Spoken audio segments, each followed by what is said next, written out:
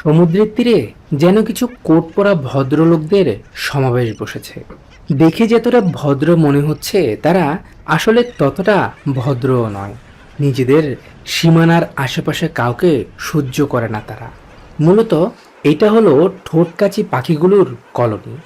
সমুদ্রের তীরে তারা এভাবেই ছোট ছোট কলোনি তৈরি করে বসবাস করে। সময়টা প্রায় ফেব্রুয়ারির শেষের দিকে। ধীরে ধীরে কলোনির মাঝে বালু খুঁড়ে ঘর তৈরির কাজ শুরু করেছে পুরুষ ঠোঁটকাচি পাখিগুলো। কিছু কিছু স্ত্রী পাখি ইতিমধ্যে বসে পড়েছে ডিম পাড়তে, যাদের জন্য পুরুষ পাখিগুলো বারবার সমুদ্র থেকে আহার সংগ্রহ করে নিয়ে আসছে, যেন তাদের ভালোবাসার পোয়াতি বইয়ের ডিম পাড়তে কোনো অসুবিধে না হয়। ফেব্রুয়ারির শেষ হতেই এই কলোনির মাঝে স্ত্রী পাখিগুলোর ডিম পাড়ার যেন হুড়োহুড়ি লেগেছে। এদিকে পুরুষ পাখিগুলো ব্যস্ত হয়ে পড়েছে খাবার সংগ্রহে।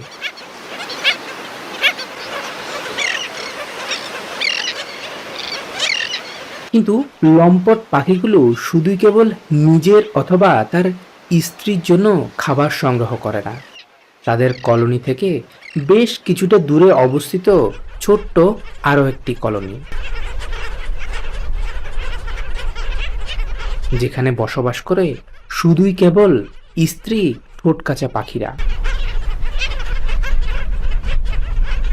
মূলত এই কলোনি হলো বিধবা স্ত্রী পাখিদের, যারা স্বামীর মৃত্যুর পর সঙ্গিনী না পেয়ে অনেকটা একলা হয়ে পড়েছে। তাহলে এখন প্রশ্ন হলো, স্বামী ছাড়া কিভাবে পাখিগুলো ডিম পারল?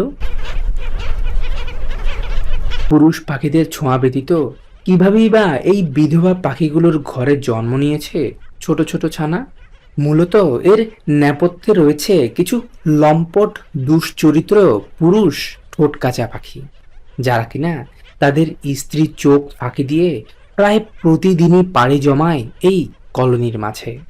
তবে আপনারা জানলে অবাক হবেন, বিধবা এই স্ত্রী পাখিগুলো বিনে পয়সায় অন্য পুরুষদের সাথে সঙ্গমে লিপ্ত হয় না।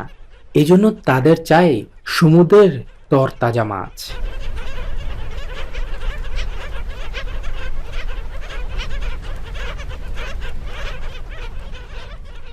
স্ত্রী পাখিগুলোর এমন আচরণ দেখে এখন আপনারা বলতেই পারেন এটি হলো ঠোঁটকাচা পাখিদের পতিতালয়।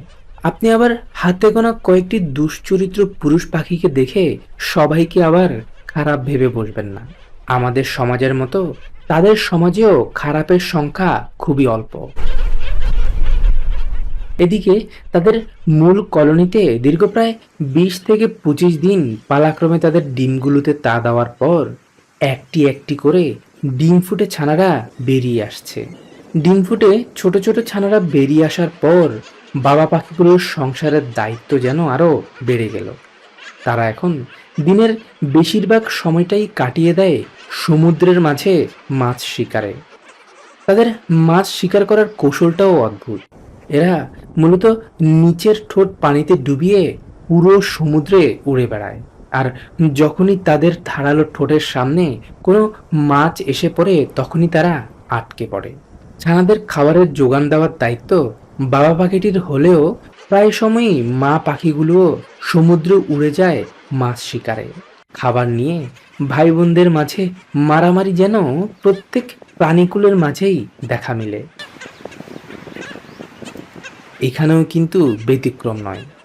ধস্তাধস্তির এক পর্যায়ে পুরো খাবারটি যখন বড় ছানাটি কেড়ে নিল, তখন ছোট ছানাটি আবারও বাবার কাছে আসলো খাবারের আবদার নিয়ে। কিন্তু তাদের প্রতি বাবা পাখিগুলোর ঠিক ততদিন অবধি ভালোবাসা থাকে যতদিন তাদের মা বেঁচে আছে। সমুদ্রের কোনো দুর্ঘটনায় অথবা অন্য কোনো কারণে যদি কোনো মা পাখির মৃত্যু ঘটে, তখন বাবা পাখিগুলো যেন হিংস্র হয়ে ওঠে। তারা ঠিক এভাবেই সুচল ঠোঁট দিয়ে কামড়াতে কামড়াতে এক পর্যায়ে তাদের নিজেদের সন্তানকেই মেরে ফেলে। মৃত্যু নিশ্চিত করার পর সন্তানদের নিথর দেহটি এভাবেই ফেলে চলে যায় বদমাশ পুরুষ পাখিগুলো।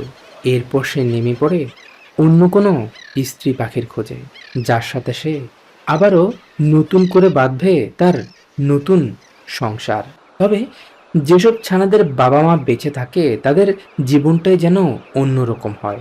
ছানারা নিজ থেকে শিকার করে খেতে পারা অবধি খেয়াল রাখে তাদের।